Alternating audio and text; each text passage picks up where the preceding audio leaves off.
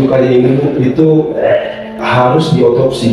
Nggak mau Pak, itu harus diini lagi kan. Dia udah kesakitan Pak. Aku yakin dia kesakitan banget waktu kejadian. Nah, Halo guys, balik lagi dalam channel gua. Guys, hari ini gua akan menceritakan kasus pembunuhan yang dilakukan oleh istrinya kepada suaminya sendiri, terjadi di daerah Karawang, Jawa Barat. Mirisnya kejadian ini seolah-olah sang suami telah dibegal. Bagaimana kronologi cerita pada kasus ini? Yuk kita simak videonya.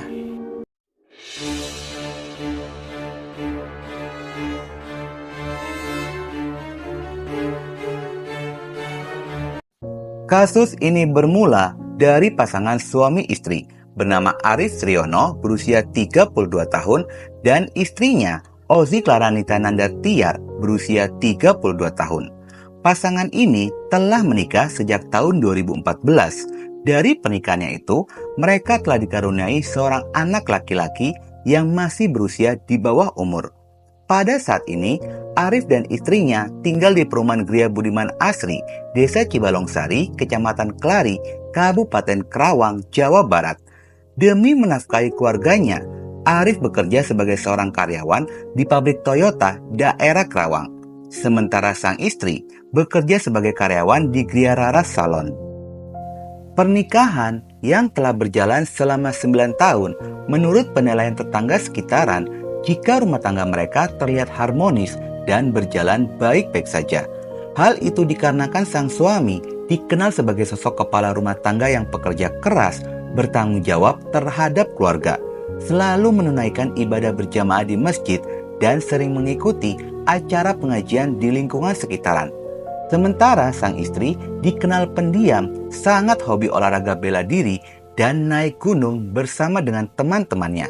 Namun sangat disayangkan, belakangan ini kondisi Arif terlihat tidak baik-baik saja. Dirinya sedang sakit gagal ginjal sehingga mengharuskan rutin cuci darah seminggu 2 kali di Rumah Sakit Lira Medika daerah Karawang. Meskipun dalam kondisi sedang sakit, dia pun masih tetap semangat dalam bekerja demi memenuhi kebutuhan sehari-hari dari keluarganya. Hari demi hari pun terus dijalani oleh keluarga mereka. Hingga suatu ketika, hari Selasa, tanggal 9 Januari 2024, pada jam 00:17 menit, 2 orang warga Sasak Misran yang sedang meronda pada malam itu dikejutkan dengan penemuan tubuh seorang pria bersimbah darah dengan luka tikaman di beberapa bagian tubuhnya yang ditemukan di pinggiran jalan Sasak Misran, Kecamatan Kelari, Karawang.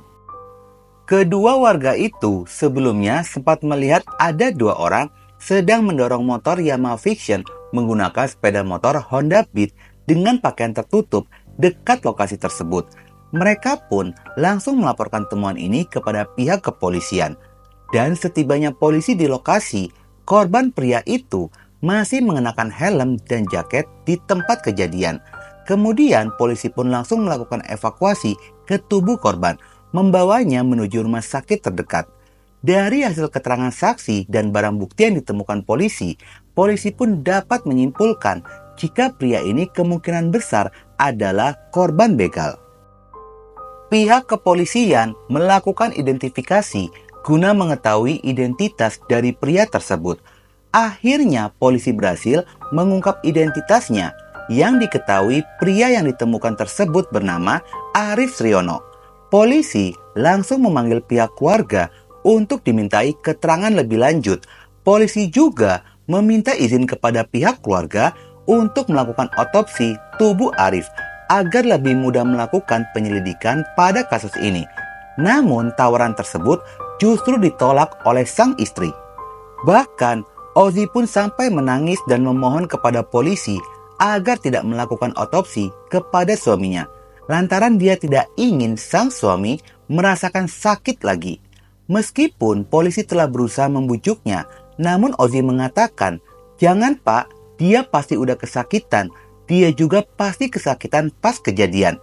Bapak gak ngerasain apa yang saya rasakan." Setelah mendapatkan alasan dari sang istri, pihak kepolisian merasa aneh dan heran dengan alasan tersebut. Nggak mau Pak, itu harus diini lagi kan. Dia udah kesakitan Pak. Aku yakin dia kesakitan banget waktu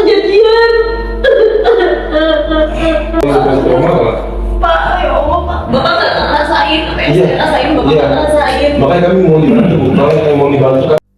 Meskipun telah mendapatkan penolakan otopsi, polisi terus melakukan penyelidikan pada kasus ini.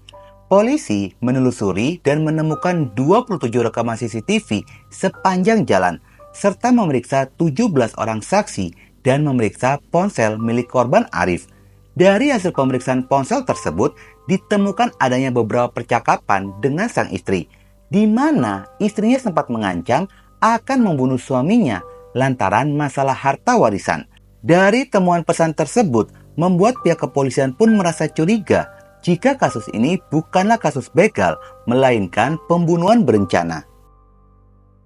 Pihak kepolisian melakukan pendalaman pemeriksaan digital forensik dan kurang dari 1 minggu setelah kejadian ini, tepatnya tanggal 15 Januari 2024, polisi mengamankan Ozi dan Pandu berusia 19 tahun, merupakan adiknya Ozi. Keduanya pun diamankan ketika sedang berada di rumah. Mereka langsung dibawa menuju Polres Karawang guna dimintai keterangan lebih lanjut. Alasan polisi mengamankan mereka dikarenakan sejak awal polisi merasa curiga dengan pengakuan Ozi yang dianggap tidak kooperatif dengan menolak otopsi. Hal itu pun semakin diperkuat dengan bukti plat nomor sepeda motor milik Pandu yang terlihat dari rekaman CCTV sedang mendorong motor bersama dengan korban Arif dan bukti percakapan antara Arif, Ozi, Pandu, dan 1 orang lagi yang diduga sebagai pelaku pembunuhan. Setelah dilakukan interogasi oleh polisi, akhirnya Ozi pun mengakui jika dirinya merupakan dalang di balik kematian suaminya sendiri. Korban Arif meninggal dunia bukan karena dibegal, melainkan dibunuh oleh pembunuh bayaran yang disewa oleh Ozi senilai 1,5 juta rupiah, bernama Rizal Nur Firdaus, dibantu oleh Pandu, adik kandungnya. Perkenalan mereka dengan pembunuh bayaran itu bermula dari Pandu yang tidak sengaja bertemu dengan Rizal di sebuah bengkel daerah Banyumas. Rizal ditawari pekerjaan menjaga warung angkringan dan Rizal pun setuju dengan tawaran tersebut lalu datang ke Karawang. Setibanya di Karawang, Rizal pun disuruh menginap di kosan selingkuhan dari Ozi. Setelah itu, Ozi pun datang menemui Rizal dan ternyata Rizal baru mengetahui jika pekerjaan itu bukanlah menjaga warung angkringan, melainkan menjadi pembunuh bayaran. Dan di dalam kosan tersebut, Ozi sempat curhat masalah rumah tangganya jika dirinya tidak pernah diberi nafkah, sering mendapatkan KDRT, dan suaminya berselingkuh. Rizal pun sempat menolak permintaan dari Ozi untuk menjadi pembunuh bayaran.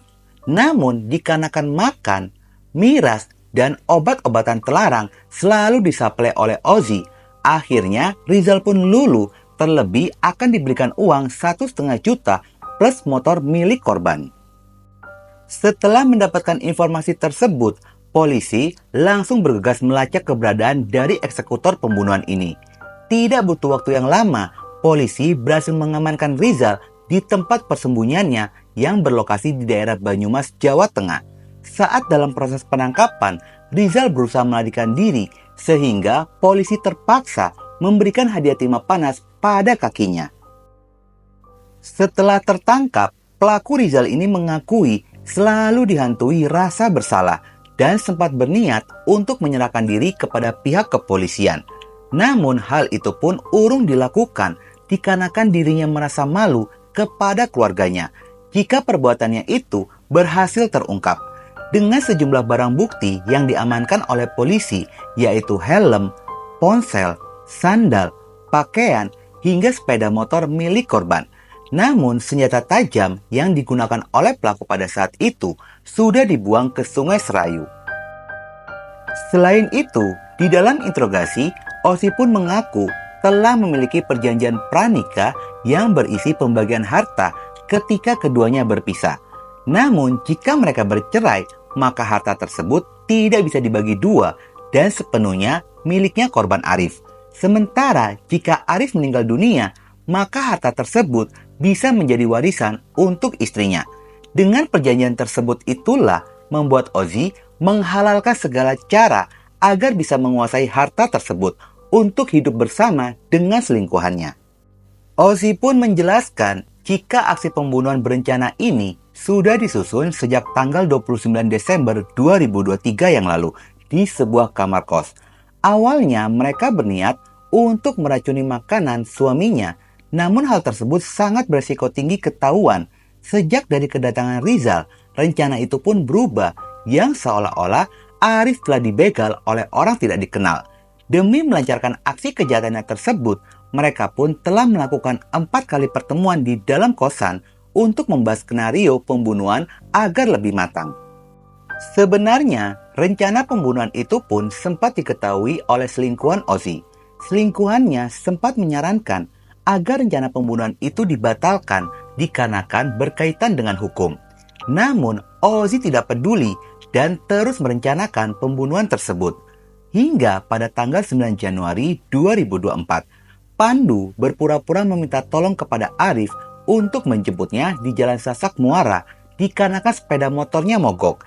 Tanpa berpikir panjang, Arif pun langsung bergegas menuju lokasi tersebut dari rumahnya dan pergi sendirian. Setibanya di sana, Arif bertemu dengan Pandu bersama dengan Rizal. Kemudian dia pun langsung mendorong sepeda motor milik Pandu menuju ke bengkel sambil membonceng Rizal.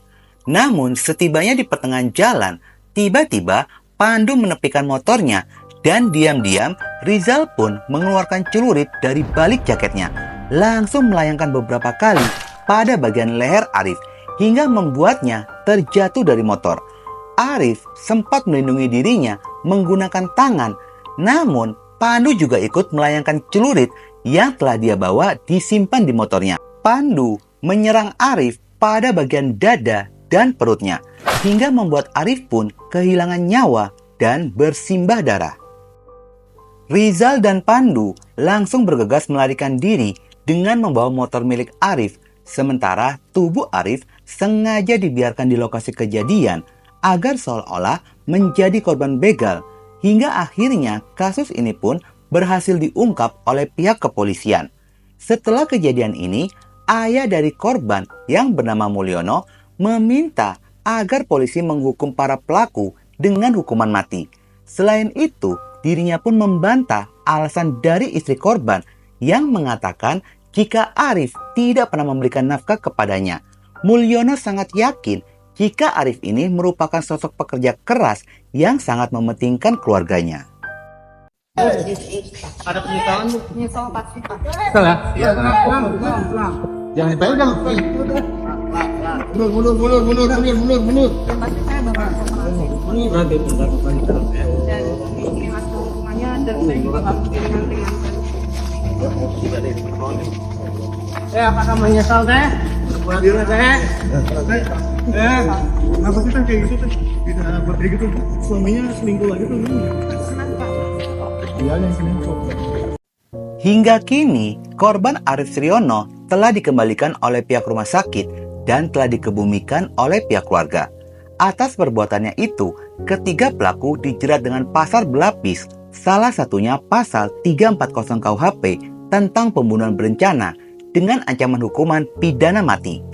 Guys, memang untuk mengetahui ketulusan dari seseorang, pasangan, ataupun teman di saat posisi kita sedang terpuruk atau sakit, barulah tahu mana yang tulus, mana yang tidak. Jahat banget, suami sedang sakit malah dibunuh. Oke guys, sekian dulu video gue hari ini dan jangan lupa ikuti terus video gue. Oke?